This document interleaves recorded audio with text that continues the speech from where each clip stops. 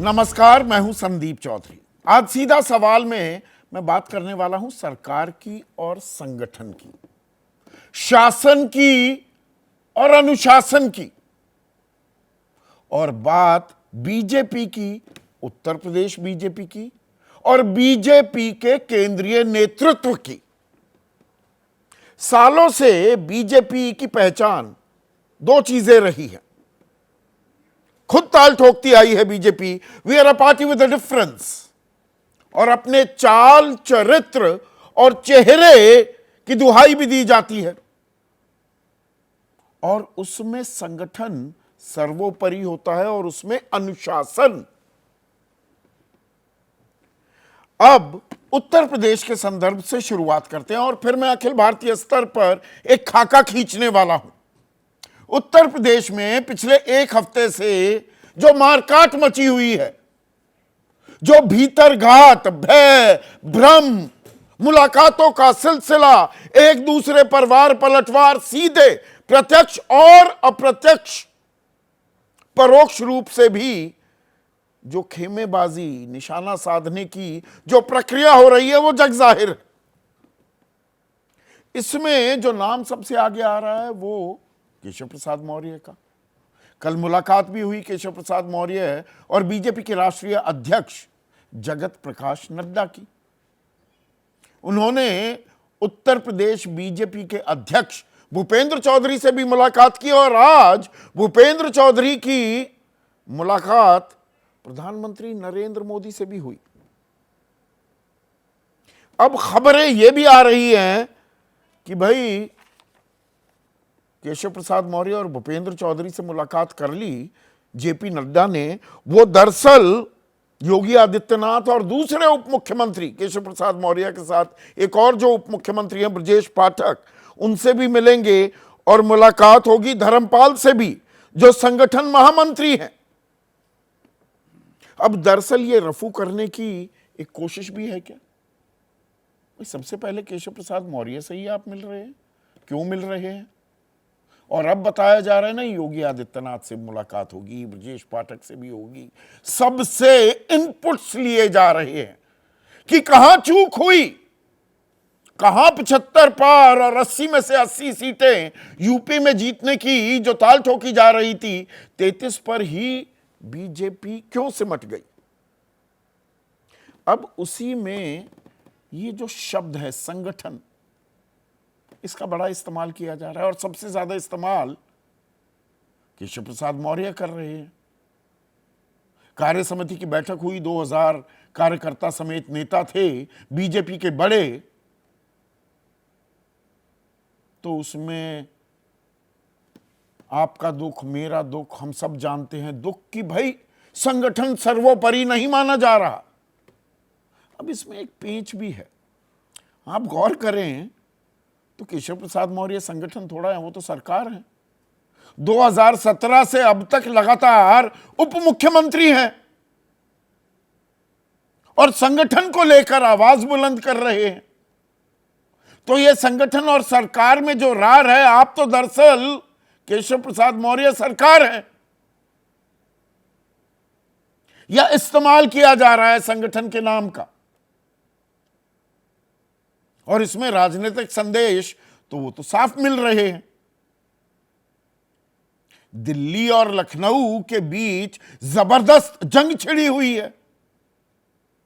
एक तरफ मुख्यमंत्री योगी आदित्यनाथ हैं और योगी आदित्यनाथ ने जो बयान दिए हैं वो बहुत अहम हो जाते हैं।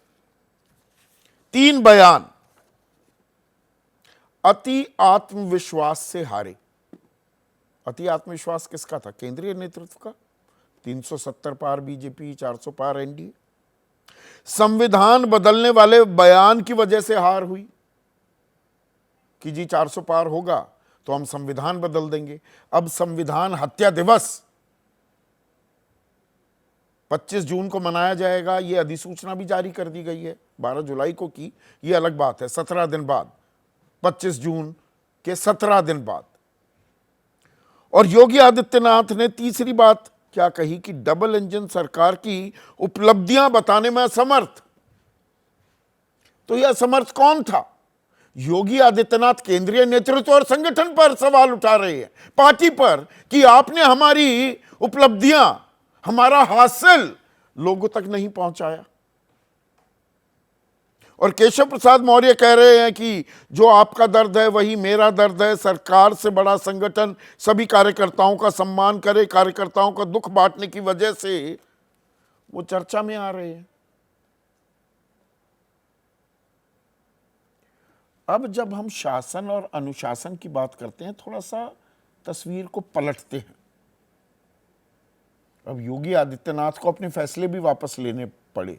जहां बुलडोजर चलना था वहां बुलडोजर रोक दिए गए, लाइन हाजिर हो गए दरअसल बुलडोजर। और जहां उपस्थिति दर्ज करानी लाजमी हो गई थी, बायोमेट्रिक्स होना था शिक्षकों का, वो फैसला भी 2 महीने के लिए टाल दिया गया है। अब ये टाल मटोल या इस तरह से रोल बैक करने की तो शख्सियत थी नहीं, वो छवि थी नहीं योगी आदित्यनाथ की। क्या वो थोड़े रक्षात्मक मुद्रा में आ रहे हैं? ये तो एक पहलू हो गया। दूसरा पहलू ये है, फर्ज कीजिए 70 सीट आ जाती बीजेपी की, तो ये जो बुलडोजर चल रहा था, जो ये no nonsense law and order के कायदे कानून नियम लागू किए जा रहे थे, हूटर बजाने की इजाजत नहीं दी जा रही थी, चाहे वो बीजेपी का कार्यकर्ता या नेता या प्रवक्ता ही क्यों ना हो, तो इस बात पर क्या ताल ठोकी जाती, तालियां बजाई जाती कि योगी आदित्यनाथ कोई फर्क नहीं करते, सबको एक रूप। उनका रवैया रहता है, समानता है सरकार चलाने में। यह अपने आप में सवाल है। और योगी आदित्यनाथ के संगठन से ऊपर हो गए या उन्होंने कार्यकर्ताओं की अनदेखी कर दी, तो स्मृति ईरानी कैसे हार गई अमेठी से? क्या यह सवाल भी पूछा जाएगा? या संजीव बालियान क्यों हार गए? या प्रधानमंत्री नरेंद्र मोदी का जीत का अंतर सिर्फ 1.5 लाख पर ही क्यों सिमट कर रह गया? 12 में से 9 सीटें वाराणसी के इलाके में बीजेपी कैसे हार गई, जबकि गोरखपुर इलाके की 9 में से 8 सीटें बीजेपी जीतने में कामयाब रही। भूपेंद्र चौधरी, अभी उनकी तस्वीर दिखाई, मुरादाबाद से आते हैं, वहां से बीजेपी का उम्मीदवार जीत हासिल क्यों नहीं कर पाया? ऐसे बहुत सारे सवाल हैं और इसमें क्या कदमताल नहीं हो पा रहा है संगठन और सरकार में? और यह बात सिर्फ उत्तर प्रदेश तक सीमित नहीं है। अभी तक पिछले 1 हफ्ते से हमारी निगाहें उत्तर प्रदेश पर ही गड़ी हुई थी, लेकिन अब खबर क्या आ रही है? उपचुनाव हुए अभी 7 राज्यों की 13 सीटों पर, 2 उसमें से उत्तराखंड में थे, मंगलौर और बद्रीनाथ। अयोध्या तो हारी बीजेपी, फैजाबाद लोकसभा सीट हारी, और बद्रीनाथ की विधानसभा सीट भी हार गई। तो 2 सीटें थी उत्तराखंड में, दोनों हार गई। तो वहां पर तीरथ सिंह रावत मुख्यमंत्री भी रह चुके हैं, वो कहते हैं जमीन मत छोड़ो, कार्यकर्ताओं को मत भूलो। बीजेपी नेता नहीं कार्यकर्ता आधारित पार्टी है। अब ये एक ऐसा शख्स जो मुख्यमंत्री रह चुका है, वो कह रहा है यहां कोई बड़ा आदमी नहीं, तो बड़ा कौन बन गया है? पुष्कर सिंह धामी की बात कर रहे हैं, या उन्हें बड़ा बनाने में केंद्रीय नेतृत्व का बड़ा हाथ है और उनके हिसाब से ही लोगों को बड़ा या छोटा किया जा रहा है? आज तुम हो तो कल कोई और है, यहां कोई बड़ा आदमी नहीं है। आज तुम हो तो कल कोई और है। ऐसी बोली बीजेपी में सुनाई नहीं देती थी। पर चलिए, उत्तराखंड तो पहले उत्तर प्रदेश का हिस्सा था, एक ही इलाका हो गया। अब हम महाराष्ट्र की तरफ चल पड़ते हैं। पश्चिमी भारत ऑर्गेनाइजर आरएसएस की पत्रिका है। अब वो सवाल पूछ रही है कि बीजेपी और एकनाथ शिंदे के पास तो पर्याप्त बहुमत था, ये अजित पवार की जरूरत कैसे पड़ गई? बीजेपी नेताओं का अति आत्मविश्वास ले डूबा। साथ लेने से 3 दिन पहले ही प्रधानमंत्री एक पब्लिक रैली में एनसीपी को नेचुरली करप्ट पार्टी बता रहे थे, 70,000 करोड़ के घोटाले का आरोप लगा रहे थे और खजाना सौंप दिया पूरे महाराष्ट्र का। अजित पवार को वित्त मंत्री बना दिया। आरएसएस की एक और पत्रिका विवेक, वो कहती है कि अजित पवार के साथ गठबंधन बीजेपी के लिए नुकसानदेह साबित हुआ। बीजेपी कार्यकर्ता असहज महसूस कर रहे थे। हिंदुत्व के मुद्दे पर चुनाव लड़ना चाहिए था। एनसीपी के आने के बाद अंदरूनी विरोध हुआ। अब क्या हिंदुत्व का मुद्दा भी त्यागती दिख रही है बीजेपी? ये बीजेपी में सवाल उठने लगे हैं। अब पश्चिम से पूरब लिए चलता हूं। पश्चिम बंगाल में सबसे बड़े बीजेपी के जो नेता हैं वो शुवेंदु अधिकारी। शुवेंदु अधिकारी ने क्या कहा आज? पॉलिटिकली एक्सप्लोसिव स्टेटमेंट, सबका साथ सबका विकास की जरूरत नहीं। यह नारा किसने दिया है? प्रधानमंत्री मोदी ने। सबका साथ सबका विकास सबका प्रयास। शुवेंदु अधिकारी कह रहे हैं जो हमारे साथ होगा उसी का साथ देंगे। अल्पसंख्यक मोर्चा वोर्चा जो ये है ना, ये बंद होना चाहिए। हम जीतेंगे और हिंदू और संविधान को बचाएंगे। बाद में वो कह रहे हैं नहीं, मेरे शब्दों को तोड़ मरोड़ कर पेश किया गया है। पर ये शब्दों के बाण जो होते हैं ना, ये एक बार तीर निकल गया तो निकल जाता है। और क्या कह रहे हैं शुवेंदु अधिकारी? ये पहले भी बयान आया है बीजेपी के नेताओं का, जेडीयू के नेता का भी आया है। हमें वोट नहीं दोगे तो आपका काम नहीं करेंगे। ये हिंदुत्व की परिभाषा या हिंदुत्व की राह से बीजेपी भटकी भी क्या? अब यह भी अंदर खाने चल पड़ा है। हरियाणा में राव इंद्रजीत सिंह केंद्रीय मंत्री हैं, राज्य मंत्री हैं, वो कह रहे हैं मैंने तो रिकॉर्ड बना दिया है राज्य मंत्री बनने का, कि मुझे केंद्रीय मंत्री ही नहीं बनाते, कैबिनेट मंत्री ही नहीं बनाते हैं, मुख्यमंत्री तो आप मुझे बनाते नहीं। मनोहर लाल खट्टर की जगह अब नायब सिंह सैनी बना दिया। और जाट वर्सेस नॉन जाट राजनीति में वो भी अहीर समाज से आते हैं, तो इसके मायने क्या होंगे? 3 महीने में ही चुनाव होने वाले हैं हरियाणा में। और राजस्थान में जहां नई नई सरकार बनी दिसंबर में बीजेपी की, उप मुख्यमंत्री, वहां भी एक और उप मुख्यमंत्री हैं दिया कुमारी, वो कार्य समिति की बैठक से गैर हाजिर रही, विधायक दल की बैठक में भी नहीं पहुंची। किरोड़ी लाल मीणा वो पहले ही नाराज दिखाई दे रहे हैं। तो बीजेपी में ये नाराजगी का सबब, ये आला कमान को लेकर ये नाराजगी अलग अलग राज्यों में मुंह बारती दिखाई दे रही है क्या? इसी पर आज हम चर्चा करने वाले हैं। ऐसे में आज का सीधा सवाल, संगठन बहाना क्या है यूपी का असल फसाना? संगठन तो ऐसे ही कहा जा रहा है क्या? एक कॉज ढूंढी जा रही है क्या, इमीडिएट कॉज? और बदले मौसम की क्या वजह? बीजेपी में क्यों बढ़ी कलह? ये इतनी क्यों बढ़ती दिखाई दे रही है? चर्चा में मेरे साथ देश के वरिष्ठतम पत्रकार हैं, क्योंकि राजनेता तो बचाव की मुद्रा में रहते हैं तो असल कहानी सामने नहीं आ पाती है। इस पैनल में सबसे तजुर्बेकार प्रभु चावला,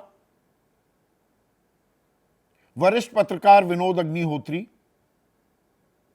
सत्यहिंदी.com नाम का डिजिटल प्लेटफॉर्म चलाते हैं, वरिष्ठ पत्रकार तो हैं ही, आशुतोष है मेरे साथ। स्टूडियो में 2 वरिष्ठ पत्रकार, किसी परिचय के मोहताज नहीं, दबंग दिबांग है मेरे साथ, जाने माने राजनीतिक विश्लेषक अभय दुबे हैं। और इस पैनल में सबसे युवा तो खैर मैं हूं, मेरे बाद सबसे युवा मनोज राजन त्रिपाठी। मैं 2 बार इनको सबसे युवा कह चुका हूं, दरअसल मैं सबसे युवा हूं, वो भी जुड़ चुके हैं। पर मनोज, ये संगठन ये जो पिछले 1 हफ्ते से संगठन सबसे बड़ा है, ये सिर्फ एक बहाना है क्या?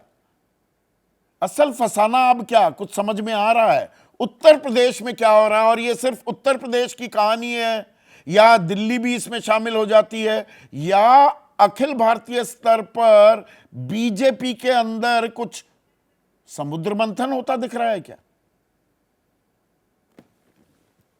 दिल्ली शामिल हो नहीं जाती है, दिल्ली से ही इसका आगाज है।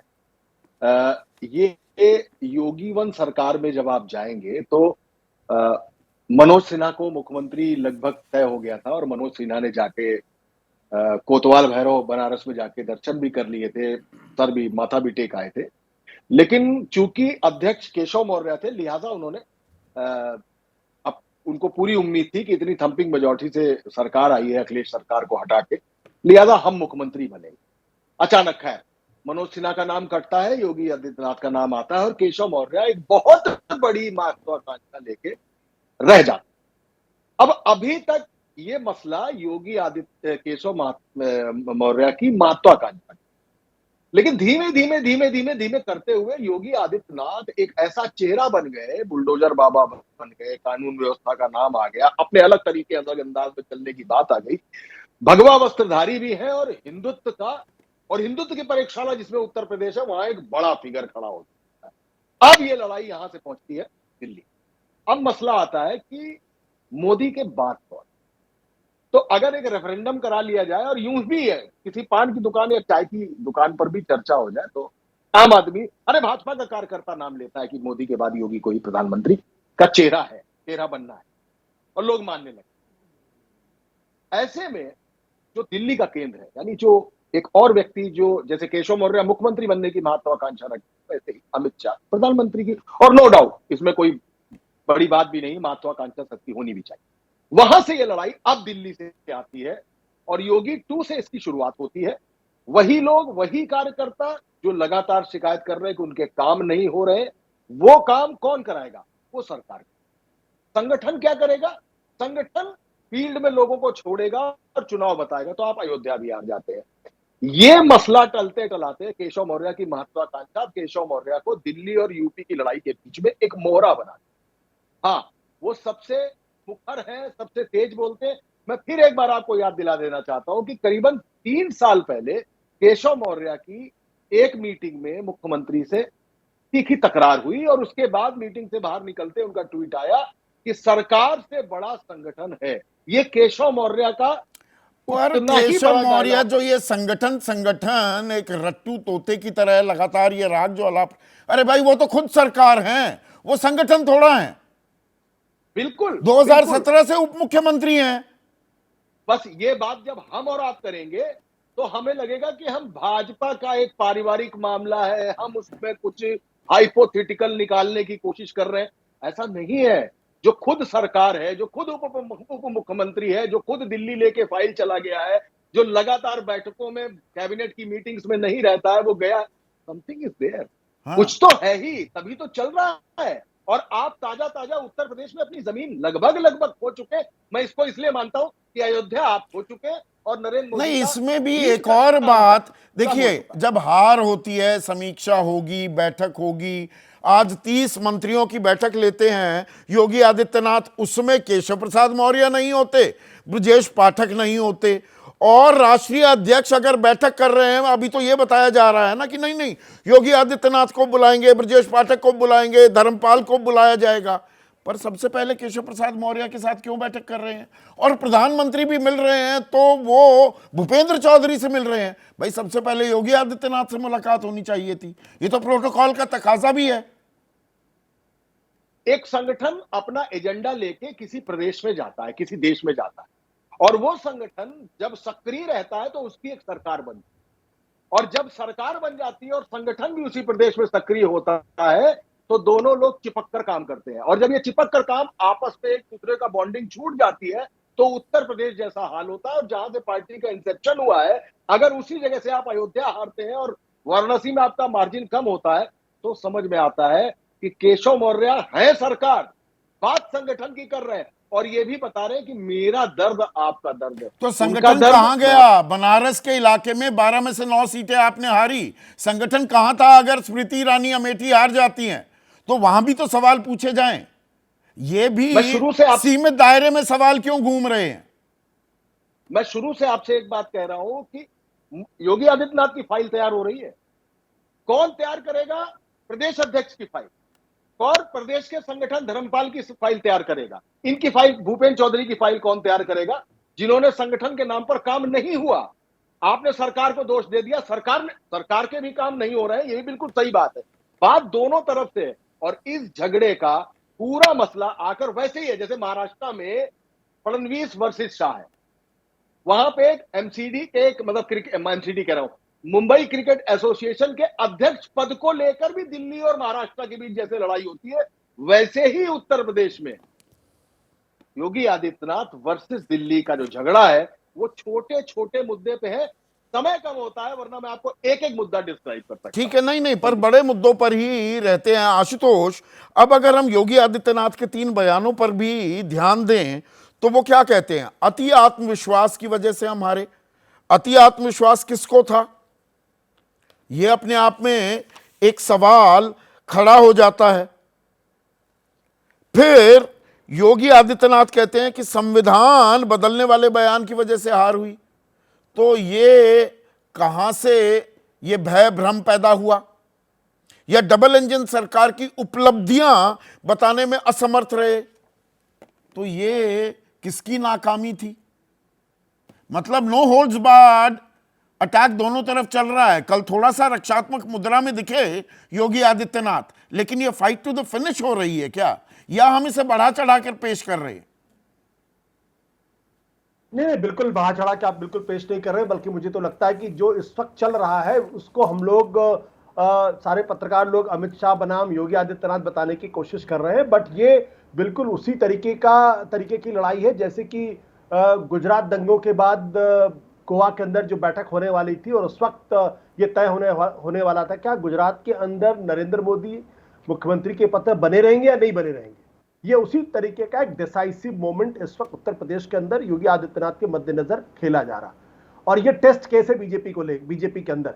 टेस्ट केस इस बात को लेकर यह है कि 7 साल तक जिसको आपने नेता बनाया है, क्योंकि योगी आदित्यनाथ तो भारतीय जनता पार्टी के ओरिजिनली है नहीं, और ना ही जब 2017 में भारतीय जनता पार्टी जीती 312 सीट लेकर, तब योगी आदित्यनाथ को मुख्यमंत्री बनाने की कोई योजना थी। उस वक्त तो सिन्हा जी को मुख्यमंत्री बनाया जा रहा था। तो जब योगी आदित्यनाथ को उत्तर प्रदेश का मुख्यमंत्री बनाया गया तो उसके पीछे की एक रणनीति आरएसएस की थी कि हमें एक हिंदुत्व का नया चेहरा पेश करना है जो आक्रामक हो और जो साक्षात भगवा हो। 7 साल तक आपने उनको मेहनत करके खड़ा किया, और मोदी के बाद आज दूसरे सबसे लोकप्रिय भगवाधारी हिंदुत्ववादी नेता है, इसमें कोई दो राय नहीं है। अमित शाह कहीं उनके पासंग भी नहीं ठहरते। अगर तो ये दिलचस्प विरोधाभास है क्या? आशु, 1 मिनट के लिए रोकूंगा।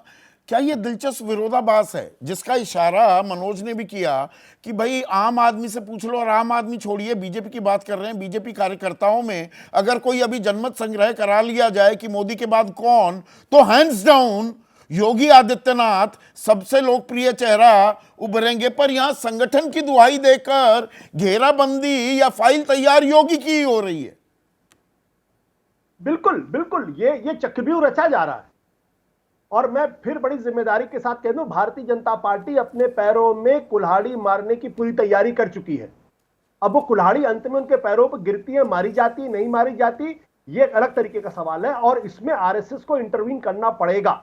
इसलिए करना पड़ेगा क्योंकि नरेंद्र मोदी, अमित शाह की पूरी कोशिश, पूरी तैयारी, पूरी राजनीति प्रधानमंत्री की कुर्सी तक हो सकती है, लेकिन आरएसएस की जो पूरी लड़ाई होगी, पूरी कोशिश होगी, वो आज से 25 साल के बाद, 10 साल के बाद भारतीय जनता पार्टी का स्वरूप क्या होगा, हिंदुत्व एकता का जो प्रोजेक्ट है वो कितना कामयाब होगा, कितना कामयाब नहीं होगा। तो ये किसी एक नेता की महत्वाकांक्षा के सामने पूरी बीजेपी, पूरे हिंदुत्व का जो 100 साल का पुराना जो एजेंडा है, क्या आरएसएस उसको यूं ही गवाती रहेगी? जिस दिन भारतीय जनता पार्टी ने उत्तर प्रदेश के अंदर योगी आदित्यनाथ को हटाने का काम किया, उस दिन भारतीय जनता पार्टी पुनर्मुष्कोभव हो जाएगी। नहीं, पर केशव प्रसाद मौर्य के लेटेस्ट ट्वीट पर नजर डालें। एक्स पर जो उन्होंने लिखा है कि बीजेपी की देश और प्रदेश दोनों जगह मजबूत संगठन और सरकार है। और अब गौर करने वाली जो लाइन है, बीजेपी 2027 विधानसभा चुनाव में 2017 दोहराएगी। अच्छा, जब प्रदेश अध्यक्ष हुआ करते थे केशव प्रसाद मौर्य, 2022 नहीं दोहराएगी सरकार, तो तब भी बनी थी ना 2022 में। 2017 का वो जिक्र कर रहे हैं जब योगी आदित्यनाथ कोई चेहरा नहीं थे, उस जीत में योगी आदित्यनाथ का कोई पुट या योगदान नहीं था। कैसे देखते हैं आप इस ट्वीट को? केशव प्रसाद मौर्य से एक सवाल पूछा जाना चाहिए। अगर कभी आपको इंटरव्यू करने का मौका मिले, मुझे सवाल पूछिएगा कि आप विधानसभा का चुनाव सराथू से क्यों हार गए, और जब उत्तर प्रदेश के अंदर सारे अर्बन सेंटर्स में भारतीय जनता पार्टी जीतती हुई दिखाई पड़ी, तो इलाहाबाद में भारतीय जनता पार्टी की स्थिति क्यों कमजोर हुई? जो आदमी अपनी विधानसभा सीट नहीं जीत सकता है, वो अगर इतने बड़े दावे करे और वो योगी आदित्यनाथ को हटाने के लिए किसी का मोहरा बनने का प्रयास करे, तो फिर अंत में होगा क्या? होगा यही कि भारतीय जनता पार्टी का नुकसान उत्तर प्रदेश के अंदर होगा। और मैं बार बार फिर उसको दोहराता हूं, अब इसको थोड़ा सा बड़े कैनवस के ऊपर हम देखने की कोशिश करें। संदीप, जो आपने शुरू में कहा था, आज की तारीख में कहीं ना कहीं नरेंद्र मोदी और अमित शाह की पूरी कार्यप्रणाली को लेकर सवाल खड़े हो गए। तीरथ सिंह रावत क्या कहते? थोपो मत, कैडर का सम्मान करो। सुवेंद्र अधिकारी कहते सबका साथ सबका विकास। सुकांत मजूमदार जो बीजेपी के अध्यक्ष है बंगाल के अंदर, वो कह रहे हैं सीबीआई से गिरफ्तार करके आप चुनाव नहीं जीत सकते हैं। और उसी के साथ साथ सुरेश दास हैं जो बीड से आते हैं, उन्होंने कहा एनसीपी से गठबंधन का खामियाजा ये सीबीआई का इस्तेमाल कौन कर रहा, सबका साथ सबका विकास की बात कौन कर रहा, काडर थोपने की बात किसने की, एनसीपी से गठबंधन खामियाजे, ये सारे फैसले कौन कर रहा था? ये सारे फैसले तो दिल्ली में बैठकर हो रहे थे। तो कहीं ना कहीं एक स्पुगाहट बीजेपी के अंदर यह भी शुरू हो गई है कि क्या अमित शाह नरेंद्र मोदी जो चाहेंगे वही होगा क्या?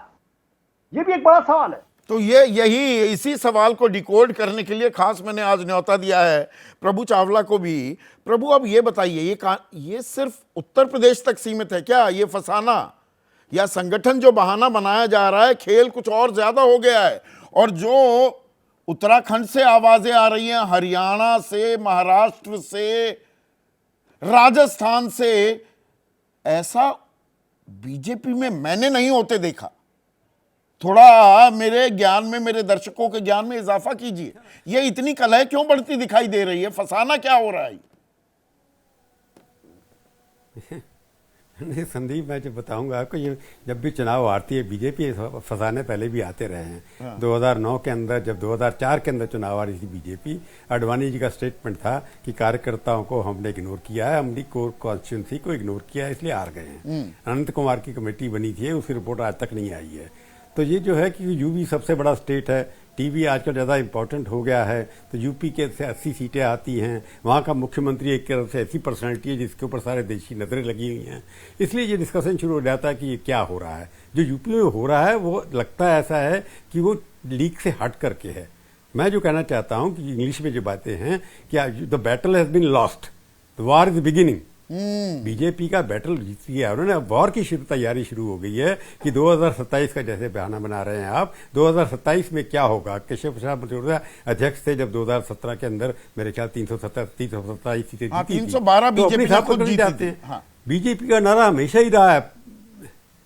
हाँ, तो ये कहता हूँ, जब सवाल ये है कि संगठन सरकार से बड़ा है, ये मोदी जी भी कई बार कह चुके हैं। तो इसलिए बीजेपी की एक नींव डीएनए है कि संगठन बड़ा है, पर करता कब होता है? प्रधानमंत्री जब बड़े हो जाते हैं, मुख्यमंत्री हर प्रदेश के अंदर, जो आपने एक बात कही थी कि प्रोटोकॉल अध्यक्ष जो है, प्रोटोकॉल के अंदर, संगठन के अंदर बीजेपी का कोई भी चीफ मिनिस्टर संगठन के अंदर रिपोर्ट करता है, अध्यक्ष को नहीं करता, सेंट्रल लीडरशिप को करता है। हाँ। और अध्यक्ष दोनों इंडिपेंडेंट ऑटोनमस बॉडी हैं। हाँ। इसलिए उसमें प्रोटोकॉल कोई नहीं है। अगर प्रधानमंत्री अध्यक्ष को मिल रहा है, इसका मतलब ये नहीं कि मुख्यमंत्री को अवॉइड कर रहा है वो, जब टाइम मांगा नहीं, मैंने प्रोटोकॉल का ये कहा कि राष्ट्रीय अध्यक्ष पहले उसके अंदर डेप्यूटी चीफ मिनिस्टर को बुला रहे हैं, मुख्यमंत्री को नहीं बुला रहे दिल्ली। मुझे उसमें थोड़ा अटपटा लगा। आप बताइए, correct me if I am wrong. मुख्यमंत्री नहीं, मुख्यमंत्री को नहीं बुलाया। उनका इसका मतलब कद बड़ा है क्योंकि वो मुख्यमंत्री को मिलने गए थे वहां। अध्यक्ष जी किसी और प्रदेश में क्यों नहीं गए? कार्यकारिणी की मीटिंग हुई सब जगह, 6 प्रदेशों के अंदर कार्यकारिणी की मीटिंग हुई, तो बाकी जगह नड्डा जी क्यों नहीं गए? वो खाली यूपी में ही गए थे ना, इसलिए वहां की प्राइवेट बात हुई होगी ना उनकी मिलने के लिए। मैं नहीं जानता इस बात के अंदर कि हर एक जगह हम बॉडी लैंग्वेज सिंगल देखने की कोशिश करते हैं। जो आप नहीं, क्या वो देखने जरूरी नहीं हो जाते? बीजेपी आपने इतने साल कवर की है प्रभु, पार्टी विद डिफरेंस, चाल चरित्र, चेहरा। अब ये चाहे तीरथ सिंह रावत हो या राव इंद्रजीत सिंह हो या ऑर्गेनाइजर जो कह रहा है, मतलब हर जगह और सवाल उठ रहे हैं केंद्रीय नेतृत्व पर, इशारा वहीं हो रहा है कि भाई सबका साथ सबका विकास नहीं चलेगा, या मुझे राज्य मंत्री बनाने का मैं तो रिकॉर्ड बना रहा हूं। सवाल सारे आला कमान से पूछे जा रहे हैं।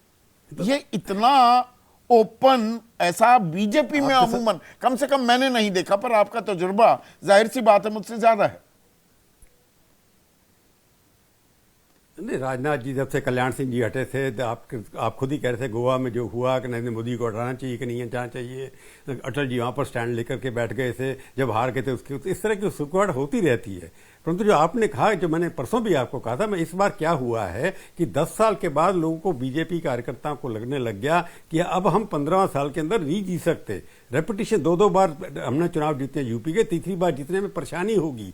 तब इनविंसिबिलिटी जो थी बीजेपी की, या मोदी जी की इनविंसिबिलिटी थी कि 240 पर, हालांकि सबसे लार्जेस्ट सीटें बनी हैं उनको, इनविंसिबिलिटी ऑफ बीजेपी जो है, जीत ये हार नहीं सकती, वो एक वहम, जो एक मिथ है, वो एक्सप्लोड हो रही है। उसकी वजह से कार्यकर्ता जल रहा है और कहता है, मैंने फिर रिपीट कर रहा हूं कि वो चाहता है कि भारतीय जनता पार्टी का जो पोल्यूशन हुआ है इसको कांग्रेस मुक्त करिए, बाकियों को निकालिए, अपने कार्यकर्ताओं को साथ लेकर के चलिए, बाकी लोगों को आप जो साथ के बिठा के, ये घुसपैठ हो रही है। इस सबके पीछे मैसेज यही है कि असली कार्यकर्ता जो है वो बोल रहा है, मतलब लैटरल एंट्री बहुत ज्यादा होने लग गई, कहीं की ईंट कहीं का रोड़ा। बीजेपी में ये बीमारी अच्छी तरीके से आ गई है और बाहर वाले आते हैं तत्काल उन्हें कुछ ना कुछ पद भी मिल जाता है। डिमिनिशिंग रिटर्न शुरू हो रहा है। लीडरशिप की 2 बार योगी जी जीते हैं, हालांकि मैंने उस दिन भी कहा था योगी के खिलाफ कोई पर्सनल चार्ज है ही नहीं। आपने गिना दिया कि अपने आसपास के इलाके के अंदर जीत गए। सवाल यह है कि यूपी सबसे बड़ा प्रदेश है, कि अमित शाह जी बीच में आ जाते हैं, कि 3 कंट्रोवर्शियल फैमिली यहाँ पर पर्सनैलिटी खड़ी होगी। अमित शाह अपने आप में एक संगठन किसने जिताया था 2017 के अंदर? अध्यक्ष कौन था उस वक्त? अमित शाह जी थे।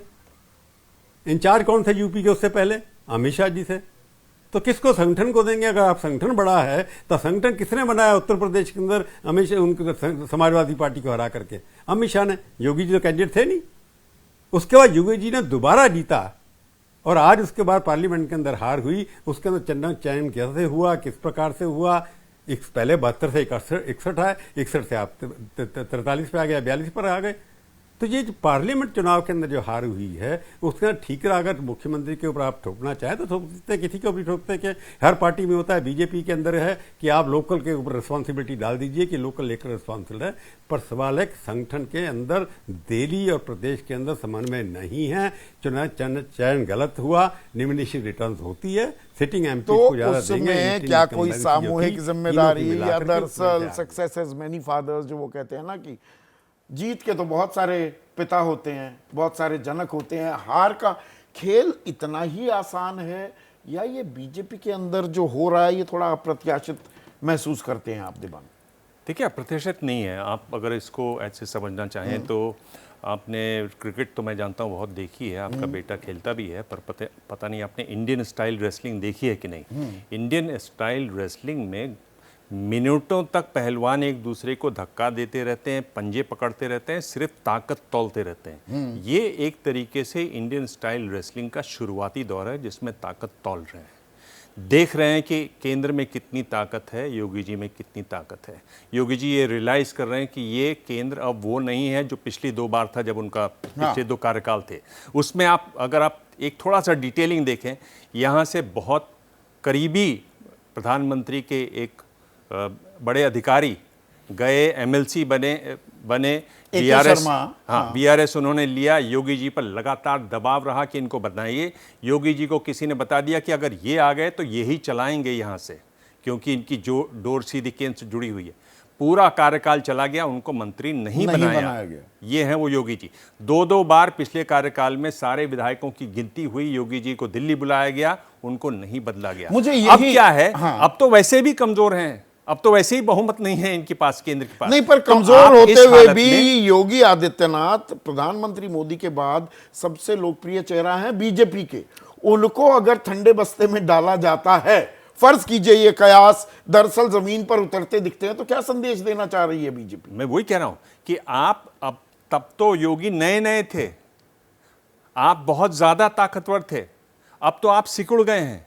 योगी का विस्तार हुआ है, योगी को देश भर में देखा जा रहा है। योगी को मतलब अगर बीजेपी के वाले क्या, अगर दूसरे भी पार्टी वालों से पूछें, किसी भी जो भी समझते हैं राजनीति को कि कौन प्रधानमंत्री बनेंगे, तो योगी का इनाम आता है। तो उस हालत में योगी से आप अगर निपटने की कोशिश करें, और देखिए दूसरी बात क्या है कि अगर अभिभावक न हो किसी परिवार में, माता पिता आपस में लड़ते हो, तो बच्चे एक दूसरे पर फिर वो तलवारबाजी करते हैं। राव इंद्रजीत हो या शुवेंदु ये अधिकारी वो हैं। हो या तीरथ सिंह रावत, ये आवाजें मिले सुर मेरा तुम्हारा वाला काम हो रहा है। नहीं, ये वो है जिसमें परिवार में माता पिता में जब नहीं बनती है तो बच्चे कैसे एक दूसरे से लड़ते हैं, एक दूसरे के कपड़े फाड़ते हैं, वो है।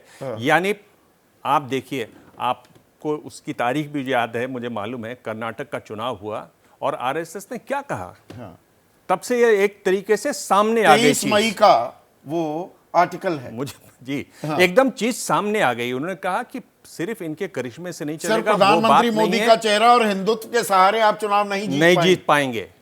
उसके बाद विधानसभा चुनाव हुए, उनमें ये जीते तो लगा कि नहीं हम तो जीतेंगे, अब हार गए। तो तुरंत उन्होंने कहा आरएसएस प्रमुख ने कि भाई ये अहंकार का मामला है। और आज जिस तरह के आर्टिकल छपे हैं, विवेक का आपने उल्लेख ही किया है कि आप जो बाहर से लोगों को ला रहे हैं उससे क्या हो रहा है परिणाम। यानी अब आरएसएस, अगर आरएसएस और मोदी में ठनी हुई है तो नीचे तो बिल्कुल, मुझे तो आपको मैं बोल रहा और हूं, हम कुछ चेहरों तक ही सीमित हो जाते हैं कि भाई अजित पवार पर सवाल उठा रहे हैं आप, अशोक चौहान अब कहने लगे आदर्श हाउसिंग घोटाला तो वो तो खत्म हो गया, उनको आपने तत्काल राज्यसभा दे दी। नवीन जिंदल एक दिन बीजेपी में आते हैं, अगले दिन उनको टिकट दे दी जाती है कुरुक्षेत्र की। आधा हरियाणा की यूनिट तो बाहरी लोगों की है। बिल्कुल। तो ये जब बात है, इस हालत में जिन और वहां चुनाव है अभी, बिल्कुल, और इस हालत में जिन की महत्वाकांक्षाएं हैं वो तो बोलेंगे ही, और वो खुल के बोलेंगे। मैं आपको बोल रहा हूं कि अगर ये महाराष्ट्र का चुनाव हारते हैं, जैसा कि लग रहा है हरियाणा का चुनाव हारते हैं, बीजेपी के अंदर से आवाजें निकलनी पड़ेगी, यहाँ केंद्र में सांसदों से आवाज सुनाई देने लगेंगी प्रधानमंत्री के बारे में। तो मतलब, क्योंकि अगर आप कमजोर होंगे, जिस तरह की आपकी स्टाइल की पॉलिटिक्स है जो आपने शुरू से की, गुजरात से की, उसमें आपका मजबूत होना सबसे बड़ी रिक्वायरमेंट है। और वो इस समय नहीं है। और पहली बार जब से सत्ता में आए हैं प्रधानमंत्री नरेंद्र मोदी, अल्पमत की सरकार चलाने को वो मजबूर हैं। तो अल्पमत मतलब बीजेपी को अपने दम पर बहुमत नहीं तो मिला। आप अपनी स्टाइल ऑफ पॉलिटिक्स बदलिए, वरना आपको मुश्किल होगी। खतरे की घंटी बज रही है। तो ये सिर्फ यूपी तक अब महदूद नहीं है। दरअसल ये जो फसाना है या ये जो आवाजें आ रही हैं, इनमें क्या आप एक अखिल भारतीय स्तर की गूंज भी सुनाई दे रहे हैं विद इन द बीजेपी में? देखिए, 4 जून के बाद भारतीय जनता पार्टी के ऊपर 2 सवालिया निशान बड़े लटक रहे हैं। पहला ये है कि नई परिस्थिति में हम राजनीति कैसे करें, इसका जवाब उन्होंने अभी तक नहीं ढूंढ पाया है। ना उनके पास कहने के लिए कोई नई बात है, और चूंकि कहने के लिए कोई नई बात नहीं है, इसलिए करने के लिए भी कोई नई बात नहीं। दूसरा इनके सामने सवाल यह है कि जो हार की समीक्षा की जाए उसमें मोदी और अमित शाह को कैसे बचाया जाए, उनकी तरफ उंगली ना उठने पाए किसी भी तरीके से। अब वो उंगली उठा दी राष्ट्रीय स्वयंसेवक संघ ने, अहंकार शब्द इस्तेमाल उंगली किया। उठा दी राष्ट्रीय स्वयंसेवक, उसका आप विरोध खुल के कर नहीं सकते, इनमें से कोई कह नहीं सकता, किसी की दम नहीं है कि मोहन भागवत को सीधा सीधा जवाब दें कि आप गलत कह रहे हैं, ऐसी बात नहीं है। तो इस प्रकार पूरी की पूरी भारतीय जनता पार्टी और राष्ट्रीय स्वयंसेवक संघ एक बहुत बड़े अंतर्विरोध में, एक बहुत बड़े आला कमान फंस का गए हैं। इकबाल भी कम हुआ है, या वो जो डंडा चलाने की कैपेसिटी हो। भाई आज से 2 महीने पहले आप सोच सकते थे कि चाहे महाराष्ट्र हो या उत्तराखंड हो या हरियाणा हो या राजस्थान, कि वहां से कोई आवाज उठ जाएगी और केंद्र के फैसलों पर सवाल खड़े कर देंगे? नहीं, कोई नहीं सोच सकता था। अगर जो लोग आवाज उठाना चाहते थे वो उस क्षण का इंतजार कर रहे थे कि मोदी जी लड़खड़ाएं और भाजपा थोड़ी रपटे, तब उसके बाद वो आवाज उठाएं, और वही हो भी रहा है। अच्छा, आशुतोष जी ने एक बात कही कि संघ को इसमें हस्तक्षेप करना पड़ेगा। मेरा मानना है कि संघ ने ऑलरेडी हस्तक्षेप कर दिया है।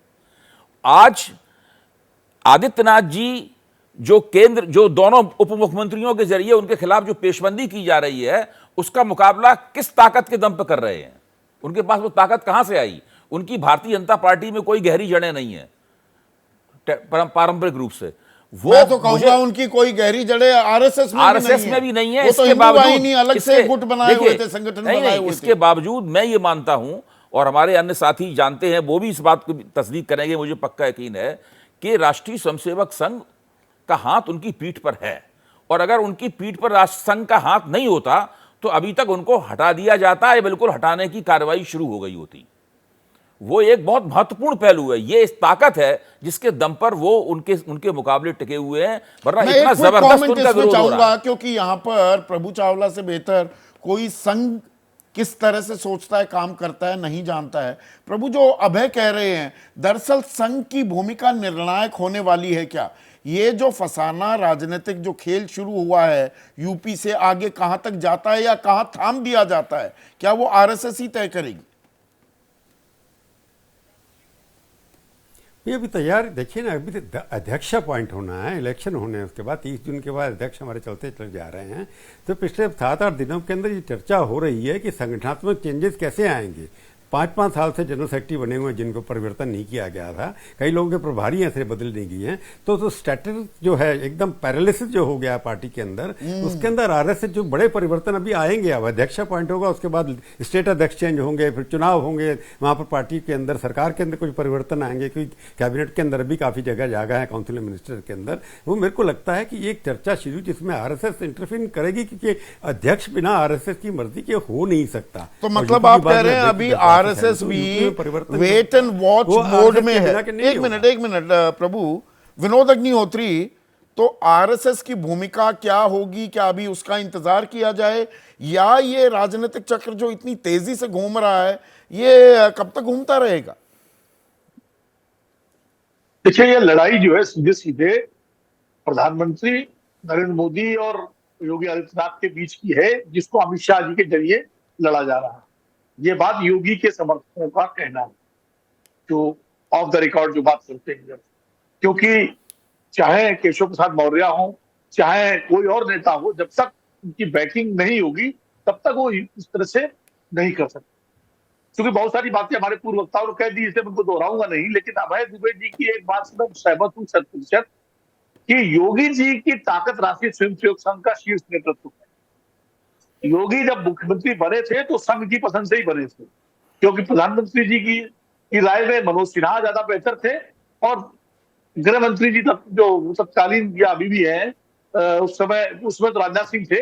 अमित शाह जी की जो है वो केशव प्रसाद मौर्य को बनाने की उनकी इच्छा थी, लेकिन योगी जी को संघ ने अपना पूरा इस्तेमाल करके योगी जी को बनाया। और जैसा कि आशुतोष ने भी कहा, योगी को संघ एक अगले चेहरे के रूप में तैयार कर रहा है। और 2022 से पहले जब योगी को हटाने की पूरी कवायद शुरू हो गई थी, तो जब जाकर राधा मोहन सिंह और सारे लोग बैठ गए थे वहां पर, और 150 विधायक जो है विधानसभा में धरना दे रहे थे अपनी सरकार के खिलाफ, और वो सारी बातें मैं कई बार कह चुका हूं, उस समय भी संघ ने ही योगी की मदद की थी, और संघ में किसी और ने नहीं, बिल्कुल शीर्ष नेतृत्व। और उसके बाद आप याद कीजिए, संघ प्रमुख दिल्ली आए थे, और दिल्ली आके उन्होंने बाकायदा सबके साथ चर्चा की थी। और फिर योगी जी भी दिल्ली आए, फिर उनकी प्रधानमंत्री जी से भेंट हुई, उनकी अमित शाह जी से भेंट हुई, और उनको कई सारे निर्देश दिए गए, और तब वो मामला सुलझा था, और योगी के नेतृत्व में 2022 में चुनाव हुआ। तो योगी के पीछे राष्ट्रीय स्वयंसेवक संघ का शीर्ष नेतृत्व है। अब संघ कितना पुट डाउन कर पाता है, ये बड़ा सवाल है, क्योंकि संघ के साथ कई बार रहने वाले प्रभु जी बहुत बेहतर जानते हैं आखिरकार वो कई बार उनके साथ दिक्कतें आई है। गोविंदाचार्य का उदाहरण, संजय जोशी का उदाहरण, अडवाणी जी के मुकाबले में जोशी जी का उदाहरण, बहुत सारे ऐसे उदाहरण है कि संघ उनको आगे करता है और निर्णायक मोड़ पर संघ पीछे हट जाता है। तो ये संघ की भी हमने बात की, पर एक और अहम किरदार है, सबसे बड़े किरदार, प्रधानमंत्री नरेंद्र मोदी। आप कह रहे थे विनोद अग्निहोत्री की संघ ने बनाया योगी आदित्यनाथ को। बहुत से लोग एक और सोच भी है कि दरअसल प्रधानमंत्री नरेंद्र मोदी ने ही योगी आदित्यनाथ को मुख्यमंत्री बनाया, और वो जब उनका कंधा थपथपाते दिखते भी हैं तो बॉडी लैंग्वेज को लेकर पिछले महीने हार के बाद भी हमने काफ़ी और बाकी चैनलों ने लंबी चर्चा की थी। अभी प्रधानमंत्री नरेंद्र मोदी, उन्होंने कुछ इशारा नहीं किया है। क्या अभी उस इशारे का भी इंतजार होगा, या बीजेपी में जो ये चक्र शुरू हुआ है, जो ये समुद्र मंथन शुरू हुआ है, इसमें जो ये विष निकल रहा है, अभी और भी ज्वार निकलने वाला है क्या? अमृत तो बहुत देर बाद आएगा, उसका भी इंतजार करेंगे। बात हो रही है बीजेपी की, संगठन बहाना है, असल फसाना क्या है? ना सिर्फ यूपी बल्कि पूरे देश में जो आवाज उठ रही है with in the BJP. Raman है हमारे दर्शक, मोतीनगर दिल्ली वासी हैं। इनका कहना है कि कांग्रेस की बीमारी अब बीजेपी को लग गई है, सीट कम होते ही उठा पटक शुरू हो गई। कांग्रेसीकरण हो रहा है बीजेपी का। मुझे लगता है ऐसा नहीं है, ये सत्ता की बीमारी ऐसी है और हमारा जो लोकतंत्र है वो इतना ज़्यादा कमज़ोर है। Power corrupts and absolute power corrupts absolutely. और जो लोकतंत्र का जो ढांचा है वो इतना कमज़ोर है कि उसमें इस तरह की बीमारी हर किसी के साथ होगी। जो भी सत्ता में, जब तक आप इसको लोकतांत्रिक तरीके से पार्टी को नहीं चलाएंगे, इस तरह की बीमारी निहित है सत्ता के साथ। तो ये सत्ता का चरित्र है क्या?